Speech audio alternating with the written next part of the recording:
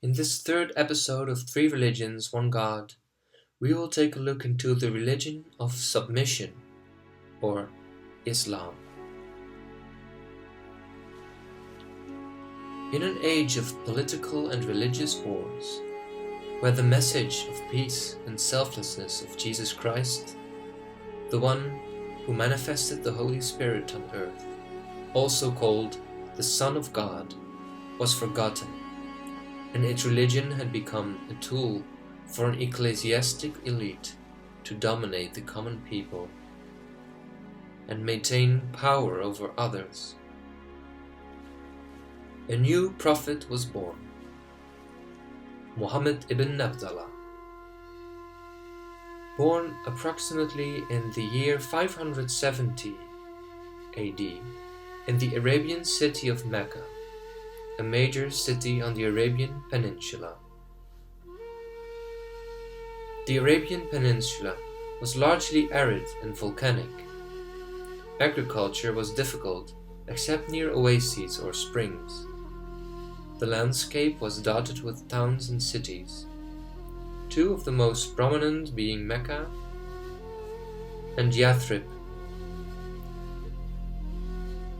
Yathrib was a large flourishing agricultural settlement, while Mecca was an important financial center for many surrounding tribes. Legend has it that Abraham left the slave Hajar and their son Ismail in the desert. Hajar desperately went to look for water. At a certain moment, Ismail, or the angel Gabriel, one of the two, hit the sand with his foot, which created a well called Zamzam. Around this well, Mecca was built. Mecca became an important city in the region, both for religion and for trade. Every year, during the month of pilgrimage, many pilgrims came to Mecca to worship their gods in the Kaaba. As you remember, the Kaaba was built by Adam and later rebuilt by Abraham and Ismail. But now it had turned into a house of worship for all kinds of gods. Water was scarce in these regions. Because of the harsh conditions of the desert, people lived in tribes that supported each other. The tribe functioned as a unit based on the bond of kinship by blood. Family and tribe went before everything. If one member of a tribe had a problem with a member of another tribe, this often meant trouble between the two tribes. Courage, honor, virginity, generosity, and hospitality were part of the honor codes, especially amongst Bedouin tribes. Men were supposed to protect the virginity and chastity of the women in their family, their property, and maintain the honor of their tribe. Hospitality meant that if required, even an enemy must be given shelter and fed for some days. Generosity meant that gifts must be offered and cannot be declined. Some tribes lived a sedentary life, based on trade or agriculture. They often raided caravans or oases and did not view this as a crime. Tribal success was counted in producing many children and increasing livestock, the amount of sheep, goats, and camels. Therefore, it was necessary to capture herds, land, and water resources of other tribes. The tribal structure enhanced feelings of unity and normalized antipathy against outsiders. Challenging neighbors over territory and livestock not only felt natural and justified, but also desirable. For young men, it was an opportunity to prove their strength and to gain more independence. To make it even more complicated, the Byzantine or Roman Empire and the Sasanian or Persian Empire fought many wars, devastating the region, and made alliances with the Arab tribes. Some tribes formed a confederation called the Banu Qais and allied with Byzantium the Romans, while other tribes formed a confederation called the Banu Kalb and allied with the Sassanids, the Persians. Here you see the area of Sassanid influence colored pink. Muhammad belonged to the Banu Hashim clan, one of Mecca's prominent families. The Banu Hashim clan was part of the Quraysh tribe. They were the stewards and caretakers of the pilgrims coming to Mecca to worship at the Kaaba. According to the story, the Kaaba was built by Abraham and his son Ismail to worship God. Another story even tells that before the Kaaba had been earlier temples in honor of God. The first one would even have been built by Adam and Eve.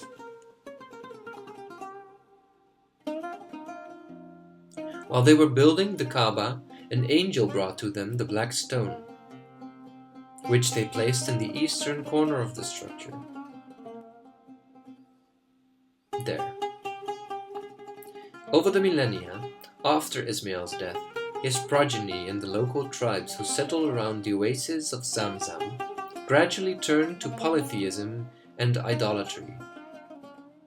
Idols were placed within the Kaaba, representing deities of different aspects of nature and different tribes.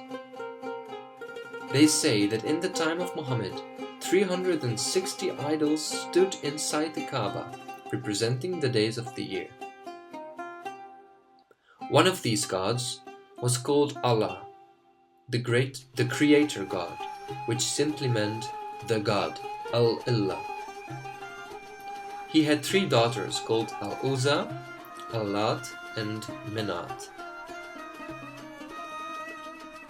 Several rituals were adopted in the annual pilgrimage to the Kaaba, including naked circumambulation. Idolatry, or polytheism, wasn't the only type of worship in ancient Arabia. Monotheists like Christians, Jews, and Hanifs, probably going back to the time of Abraham, too inhabited the oases of the peninsula. Muhammad's father, Abdullah, died almost 6 months before Muhammad was born. As was Islamic tradition, Muhammad lived the first 2 years of his life with a Bedouin family in the desert, because desert life was considered healthier for infants. At the age of 6, he lost his mother, Amina, to illness and became orphaned. For the next 2 years, he was under the guardianship of his paternal grandfather, Abd al-Muttalib of the Banu Hashim clan. But when Muhammad was 8, his grandfather also died. He then came under the care of his uncle Abu Talib, the new leader of Banu Hashim. While still in his teens, Muhammad accompanied his uncle on trading journeys to Syria, gaining experience in commercial trade. Islamic tradition states that when Muhammad was either 9 or 12, while accompanying the Meccans' caravan to Syria, he met a Christian monk or hermit named Bahira, who is said to have foreseen Muhammad's career as a prophet of God. After his childhood, Muhammad primarily worked as a merchant and was involved in trade between the Indian Ocean and the Mediterranean Sea. Due to his upright character, he acquired the nickname Al-Amin, meaning faithful, trustworthy, and Al-Sadiq, meaning truthful, and was sought out as an impartial arbitrator. When he was about 25 years old, he married a 40-year-old widow called Khadija. They had a very happy marriage. An example of his arbitration, Muhammad was involved with a well-known story about setting the black stone in place in the wall of the Kaaba in 605 AD. The black stone, a sacred object, had been removed to facilitate renovations to the Kaaba. The leaders of Mecca could not agree on which clan should have the honor of setting the black stone back in its place. They agreed to wait for the next man to come through the gate and ask him to choose. That man was the 35-year-old Muhammad. He asked for a cloth and put the black stone in its center. The clan leaders held the corners of the cloth and together carried the black stone to the right spot. Then Muhammad set the stone in place, satisfying the honor of all. Muhammad adopted the practice of praying alone for several weeks every year in a cave on Mount Hira near Mecca. Islamic tradition holds that during one of his visits to Mount Hira, the angel Gabriel appeared to him in the year 610 and commanded Muhammad to recite verses which would later be included in the Quran. Read, in the name of thy Lord who createth. Upon receiving his first revelations, he was deeply distressed. After returning home, Muhammad was consoled and reassured by Khadija and her Christian cousin. For 3 years, Muhammad gave himself to prayer and spiritual practices. Then the revelations resumed. According to Muslim tradition, Muhammad's wife Khadija was the first to believe he was a prophet. She was followed by Muhammad's 10-year-old cousin Ali ibn Abi Talib, close friend Abu Bakr, and adopted son Zayd. Muhammad started preaching these revelations publicly, proclaiming that God is one, that complete surrender, Islam, to him is the only way acceptable to God, and that he was a prophet and messenger of God, similar to the prophets that had come before him. He said he was the same as Jesus and Moses and all the other prophets. Through Muhammad, God renewed his covenant with humanity. Again, God promised to guide his believers through the straight path as long as they obeyed his commands in the Quran.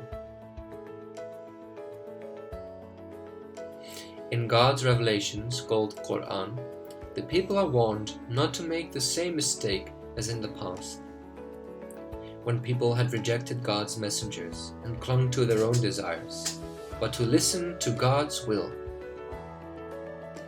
He warned the people of God's final judgment, when the dead would be resurrected.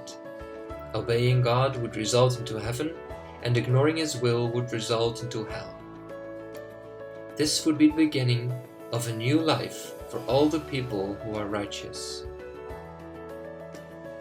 It was also revealed that before the end of days, before the final judgment, when the world will get really bad and all kinds of terrible and strange things will happen, a promised one, a Mahdi, would come, and he would be followed by the return of the Messiah, Jesus. It is required of believers that they should believe in the one and only God, ask forgiveness of sins, offer frequent prayers, assist others, particularly those in need,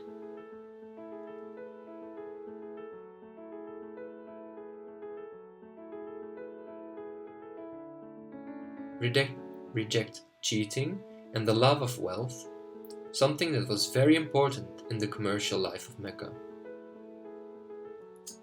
Furthermore, being chaste and not to kill newborn girls, something that happened in those days because men were considered higher in status than women. Status was connected to the number of sons one had. Though a few became his followers, there were 3 main groups of early converts to Islam: younger brothers and sons of great merchants, people who had fallen out of the first rank in their tribe or failed to attain it, and the weak, mostly unprotected foreigners. As the number of followers increased, he became a threat to the local tribes and rulers of the city, whose wealth rested upon the Kaaba, the focal point of Meccan religious life that Muhammad threatened to overthrow. Muhammad's denunciation of the Meccan traditional religion was especially offensive to his own tribe, the Quraysh, as they were the guardians of the Kaaba. The powerful merchants attempted to convince Muhammad to abandon his preaching by offering him admission into the inner circle of merchants and establishing his position therein by an advantageous marriage. However, he refused both. Many of Muhammad's followers were persecuted. Sumayya bint Khayyat, an Ethiopian slave of a prominent Meccan leader Abu Jahl, is famous as the first martyr of Islam. Killed with a spear by her master when she refused to give up her faith. Bilal, another Ethiopian Muslim slave, was tortured by Umayyah ibn Khalaf, who used to place a heavy rock on his chest to force his conversion. Later he became the first muezzin, the person who chants the call to prayer.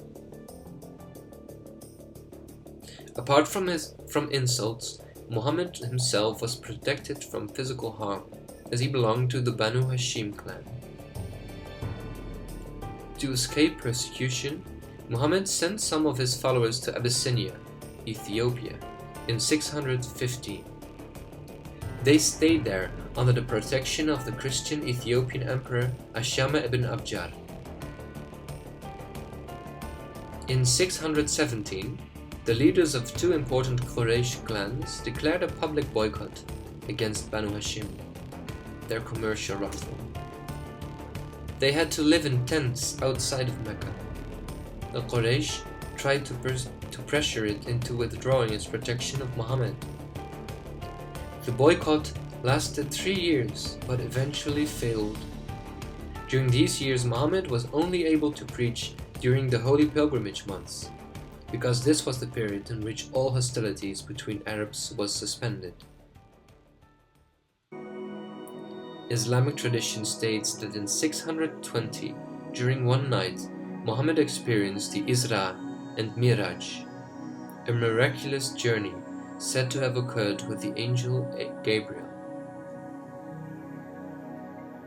In the beginning of the journey, the Isra, he is said to have traveled from Mecca on a winged horse Burak to the farthest mosque, in Arabic Masjid al-Aqsa, which Muslims usually identify with the Al-Aqsa Mosque in Jerusalem. Later, during the Miraj, Muhammad is said to have toured heaven and hell and spoke with earlier prophets such as Abraham, Moses, and Jesus. Some Muslims believe this to have been a spiritual experience. Other Muslims believe this to have been a physical journey. In any case, this was the story wherein Muhammad received the Salah from God, the special prayer every Muslim has to say 5 times a day. Later, the spot where Muhammad is believed to have ascended to heaven is marked by the Dome of the Rock. Muhammad's wife Khadija and uncle Abu Talib both died in 619, the year thus being known as the Year of Sorrow. With the death of Abu Talib, leadership of the Banu Hashim clan passed to Abu Lahab, an enemy of Muhammad. Soon afterwards, Abu Lahab withdrew the clan's protection over Muhammad. This placed Muhammad in danger. The withdrawal of clan protection implied that Muhammad could be killed without revenge. Muhammad had now lost his wife, whom he loved very much and with whom he had been together for 25 years, and he had lost his uncle, under whose protection he had been safe from persecution, but now he could easily be killed by his enemies. How is this story going to end? Will Muhammad survive? You will find out in the next episode.